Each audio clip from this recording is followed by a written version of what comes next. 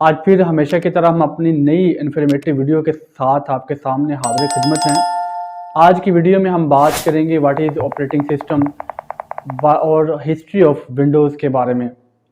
और मैं उम्मीद करता हूं जो पिछली वीडियोस आपने देखी हैं आपको ज़रूर पसंद आई होंगी, और आज की वीडियोस भी जो कंप्यूटर सॉफ्टवेयर के स्टूडेंट्स हैं और जो आईसीएस के स्टूडेंट्स हैं और जनरली जो लोग हिस्ट्री ऑफ विंडोज़ के बारे में जानना चाह रहे हैं उनके लिए बहुत इन्फॉर्मेटिव वीडियो है। कोशिश करनी है आपने वीडियोज़ को एंड तक देखना है। चलें वीडियो का स्टार्ट करते हैं। सबसे पहले बात करते हैं कि what is operating system. Operating system होता क्या है। आप कंप्यूटर चलाते हैं, जब कंप्यूटर आपको सबसे पहले जब कंप्यूटर को परचेज करते हैं, सिस्टम को चलाते हैं, तो बाय डिफ़ॉल्ट बिल्ट इन वहाँ पे विंडो इंस्टॉल होती है, उसको बोलते हैं ऑपरेटिंग सिस्टम। सिंपल सी बात है, आगे एग्जांपल के बारे में भी बात करेंगे हम। ऑपरेटिंग सिस्टम करता क्या है। ऑपरेटिंग सिस्टम के अंदर आपके कंप्यूटर के अंदर जो आपके हार्डवेयर कंपोनेंट्स होते हैं जैसे कीबोर्ड है, माउस है, उनके दरमियान और सिस्टम सॉफ्टवेयर के दरमियान एक ब्रिज का काम करता है। सॉफ्टवेयर दो टाइप्स के होते हैं, मेजर जो टाइप्स हैं, एक नंबर 1 एप्लीकेशन सॉफ्टवेयर, नंबर 2 है सिस्टम सॉफ्टवेयर। जो ऑपरेटिंग सिस्टम है वो सिस्टम सॉफ्टवेयर एप्लीकेशन सॉफ्टवेयर के दरमियान एक ब्रिज का काम करता है, एक इंटरफेस का काम करता है। ये सॉफ्टवेयर दोनों सॉफ्टवेयर की आपस में कम्युनिकेशन करवाने का और ब्रिज और चैनल का काम करता है। और सिस्टम ने स्टार्ट होना है और सिस्टम ने शट डाउन होना है, कैसे होना है ये भी ऑपरेटिंग सिस्टम परफॉर्म करता है। इसके बाद आपने इनपुट आउटपुट डिवाइसेस अपने सीपीयू के साथ लगाते हैं, वो भी ऑपरेटिंग सिस्टम भी उनकी कॉन्फ़िगरेशन करता है। वो रिकॉग्नाइज करता है कि आपने उसके साथ प्रिंटर को अटैच किया है, स्कैनर को अटैच किया है, या आपने कोई और चीज़ को अटैच किया हुआ है। तो ये है ऑपरेटिंग सिस्टम। अगर मैं एग्जांपल की बात करूं तो मेजर एग्जांपल में सबसे दुनिया का पॉपुलर तरीन जो ऑपरेटिंग सिस्टम है विंडोज़ है माइक्रोसॉफ्ट की। उसके बाद मैक ऑपरेटिंग सिस्टम है, आईओएस ऑपरेटिंग सिस्टम है, उबंटू है, और फाइनली एंड्रॉयड ऑपरेटिंग सिस्टम है जिसको हम रोज़ाना अपने मोबाइल्स में इस्तेमाल करते हैं। Operating system graphical user interface का काम करता है। ये जैसे मैंने पहले बताया कि इंटरफेस है किसके यूज़र के दरमियान, सॉफ्टवेयर के दरमियान और एप्लीकेशन सॉफ्टवेयर के दरमियान अब एक इंटरफेस का काम करता है। और ये आप डेस्कटॉप पे आपके पास आइकॉन्स हैं, माई कंप्यूटर का आइकॉन है, इसके अलावा और मुख्तलिफ जो सॉफ्टवेयर आप अपने सिस्टम में इंस्टॉल करते हैं उसके आइकॉन्स वहाँ पे आपके डेस्कटॉप पे मौजूद होते हैं।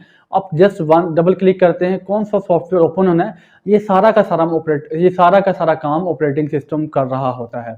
आइए अब हम बात करते हैं दुनिया के सबसे पॉपुलर तरीन ऑपरेटिंग सिस्टम माइक्रोसॉफ्ट विंडोज़।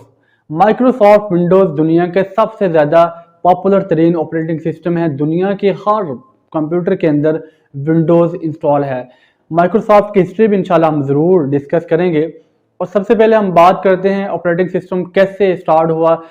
ये साल था 1981 जब विंडोज़ ने MS DOS Microsoft disk operating system को लॉन्च कर दिया। जैसे ही MS DOS Microsoft disk operating system को लॉन्च किया गया और इसके बाद हर घर में या दुनिया में पर्सनल कंप्यूटर का एक नया एक रेवोल्यूशन बर्पा हो चुका था।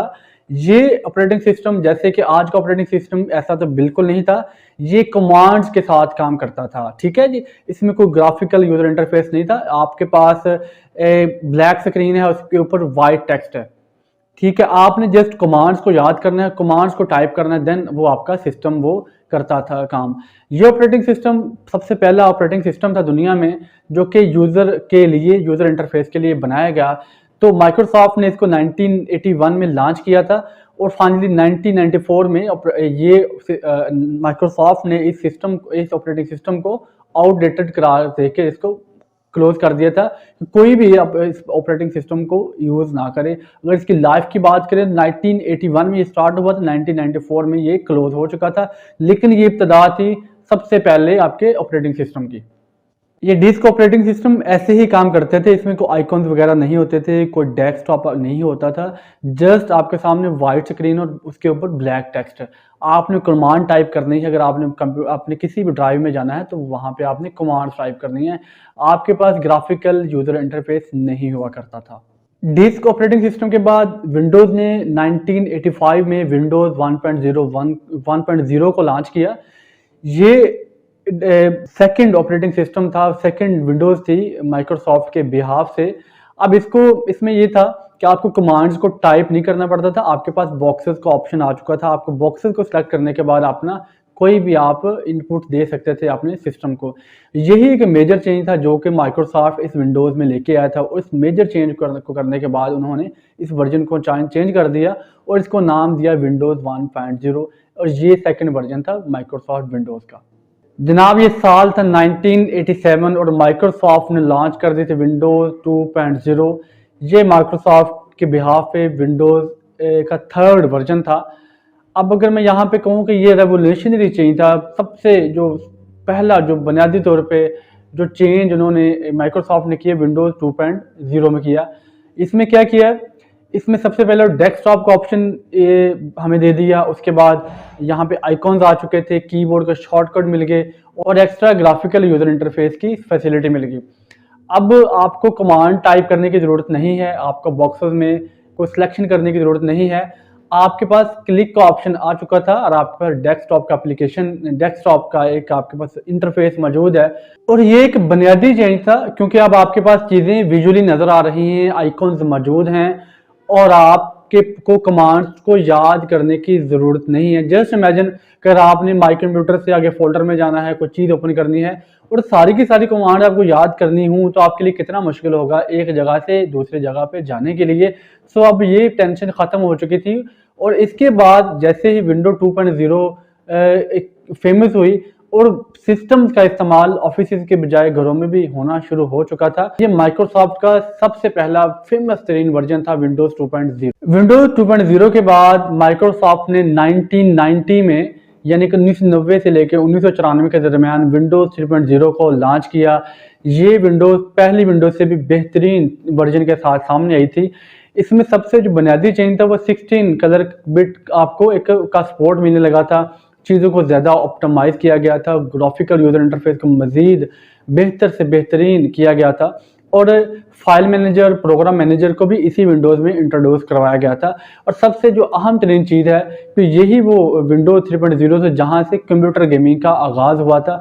इस अब ये है कि कंप्यूटर का ना सिर्फ आप ऑफिशियली इस्तेमाल कर सकते हैं अपने ऑफिस के कामों के अलावा आप गेम्स भी आप इस कंप्यूटर में खेल सकते थे। हम ये कह सकते हैं कि कंप्यूटर गेमिंग का आगाज़ विंडोज 3.0 से हुआ था। विंडोज 3.0 के बाद अब लॉन्च हुई थी विंडोज 1995।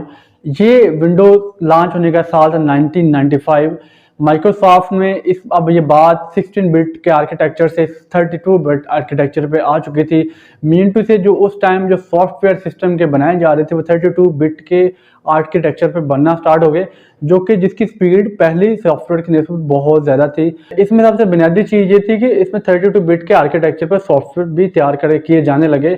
अब यहाँ पे प्लग एंड प्ले का भी ऑप्शन आपको मिल गया था।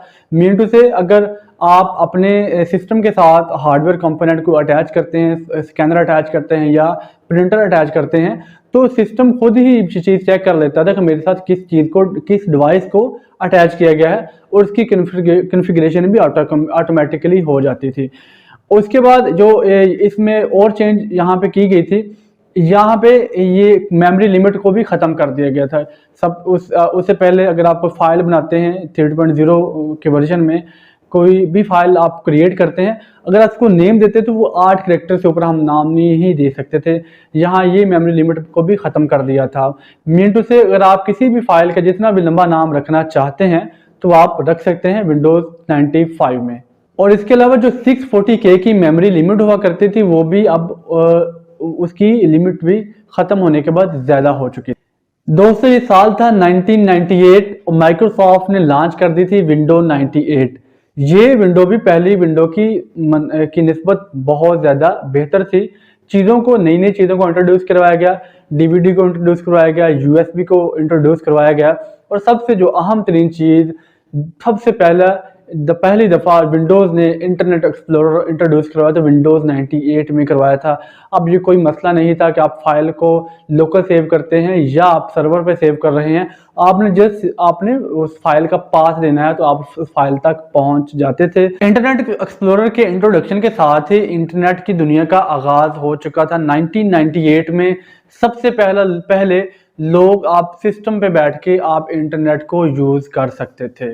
विंडोज 98 के बाद माइक्रोसॉफ्ट ने लॉन्च की विंडोज़ मी का हरगिज़ मतलब ये नहीं कि मैं अपनी बात करूं, विंडोज़ मी मिलेनियम एडिशन।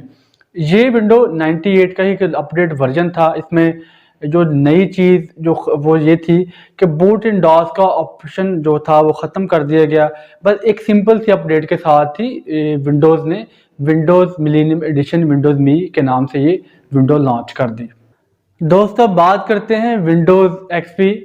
विंडोज़ एक्सपी के टक्कर का कोई भी ऑपरेटिंग सिस्टम अभी तक माइक्रोसॉफ्ट ने नहीं लॉन्च किया। ये अलग चीज़ है कि विंडोज़ 7 में बहुत ज़्यादा चेंजेस की बहुत बेहतरी आई है। विंडो विस्टा भी विंडो एक्सपी से बेहतर थी, लेकिन विंडो एक्सपी ये सबसे पहली विंडो थी जिसकी वजह से अब कंप्यूटर का इस्तेमाल हर घर में होना शुरू हो चुका था। इसमें एक तो वाईफाई का सपोर्ट मिला, ब्लूटूथ का सपोर्ट मिला, एक्स्ट्रा ग्राफिक्स का सपोर्ट मिला, और उसके बाद सबसे बुनियादी बात यह है कि विंडोज जो एक्सपी थी ये मुख्तलिफ बैंक्स के जो एटीएम मशीन हैं वहाँ पे भी इसको इस्तेमाल किया जाने लगा। विंडोज एक्सपी के जो वर्जन आउटडेटेड होने के बावजूद भी कुछ बैंक्स उसके बाद भी विंडोज एक्सपी को इस्तेमाल करते थे।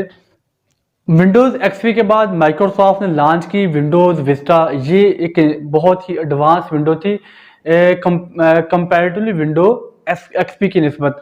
लेकिन जिस पर बूटिंग प्रोसेस विंडो एक्सपी का बूटिंग प्रोसेस बहुत ज़्यादा हुआ करता था। बूटिंग टाइम में वो बहुत ज़्यादा टाइम लिया करता था क्योंकि इसके रिसोर्सेज बहुत हैवी थे। ये एक लाइट वेटेड विंडो थी हार्डवेयर के लिए।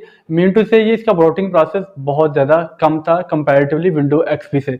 एक चीज़ यहाँ पे ये थी कि यहाँ पे बैटरी की कंजप्शन भी कम हो गई थी क्योंकि लैपटॉप का ज़माना था। विंडो एक्सपी में बैटरी विंडो एक्सपी अगर इंस्टॉल है तो आपकी बैटरी की कंजप्शन ज़्यादा हुआ करती थी, लेकिन यहाँ पे बैटरी की कंजप्शन भी इसमें विंडोज़ विस्टा में कम हो गई।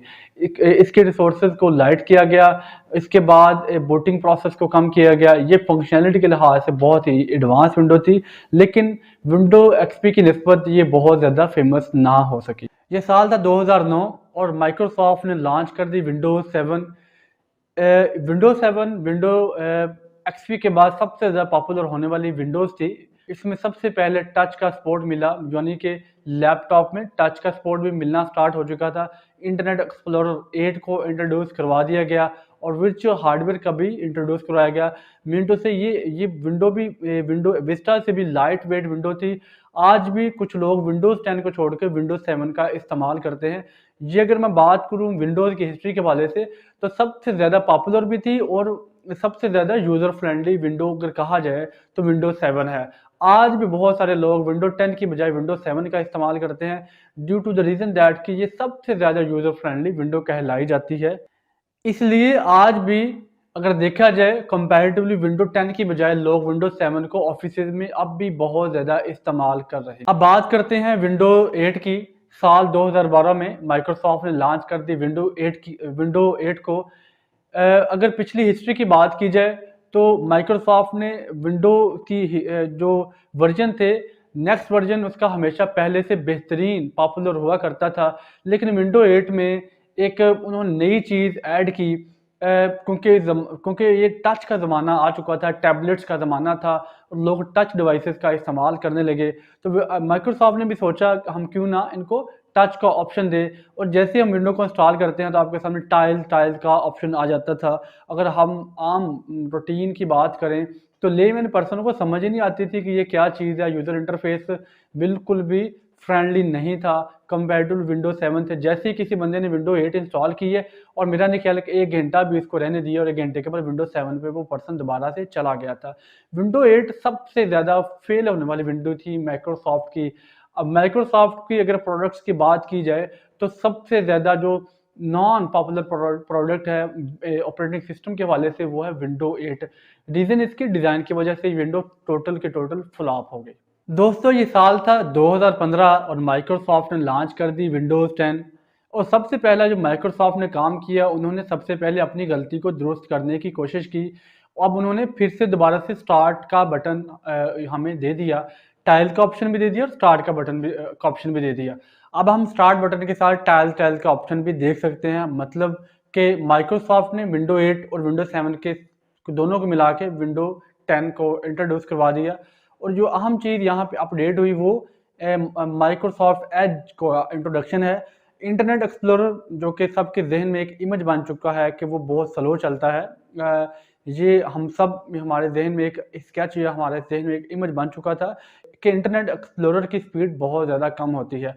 और इस चीज़ को ख़त्म करने के लिए, इस इमेज को ख़त्म करने के लिए माइक्रोसॉफ्ट ने अब लॉन्च कर दिया है विंडो 10 में माइक्रोसॉफ्ट एज। ये भी इंटरनेट एक्सप्लोरर की तरह ही काम करता है, सर्च इंजन है, लेकिन इसकी स्पीड कंपैरेटिवली इंटरनेट एक्सप्लोरर से बहुत ज़्यादा है। सो विंडो 10 बहुत ज़्यादा यूज़र फ्रेंडली विंडो है, पॉपुलर भी हो चुकी है, लेकिन इसके बावजूद भी लोग आज भी विंडोज़ 7 का इस्तेमाल कर रहे हैं। इसमें कोई शक नहीं है कि आज भी दुनिया के बहुत सारे सिस्टम्स में विंडो 10 को इस्तेमाल किया जाता है, लेकिन माइक्रोसॉफ्ट ने अक्टूबर 2021 में लॉन्च कर दी विंडोज़ 11। ये एक बहुत ही ऑप्टिमाइज़ और हाईली एक ये बहुत ही ज़्यादा ऑप्टिमाइज़ और एक्स्ट्रा ग्राफिकल यूज़र इंटरफेस के साथ बनाई गई विंडो है। इसमें जो चीज़ें चेंज की गई वो मेजर चेंज ये है कि आइकॉन्स को की जो लेआउट है उसको लेफ्ट से सेंटर में कर दिया गया। मिनटों से आपके जो आइकॉन्स है वो सेंटर में आ चुके हैं और जो इसकी जो यूज़र इंटरफेस है उसको इंतहाई ज़्यादा खूबसूरत बनाया गया है। और इसमें एक और मेजर चेंज ये की गई है कि आपको खुद से ऑफिस को इंस्टॉल करने की ज़रूरत नहीं है। आपको एक और चीज़ जो मैं यहाँ पे बताने जा रहा हूँ वो ये है कि एंड्रॉयड की बहुत सारी एप्लीकेशन हैं जो कि आप इस विंडो में डाउनलोड कर सकते हैं और रन भी कर सकते हैं। और इसमें बहुत ज़्यादा बाय डिफ़ॉल्ट गेम्स भी माइक्रोसॉफ्ट ने ऐड कर दी हैं। अगर आपका सिस्टम विंडोज़ 11 के साथ कंपैटिबल है तो आपको ऑटोमेटिकली इसकी अपडेट आ जाएगी। लेकिन अगर आपको अभी तक विंडोज़ 11 की अपडेट नहीं आई, इसका मतलब है कि आपका सिस्टम विंडोज़ 11 के साथ कंपैटिबल नहीं है। ये था हमारा सफ़र माइक्रोसॉफ्ट के पहले ऑपरेटिंग सिस्टम MS DOS से लेके विंडोज़ 11 तक।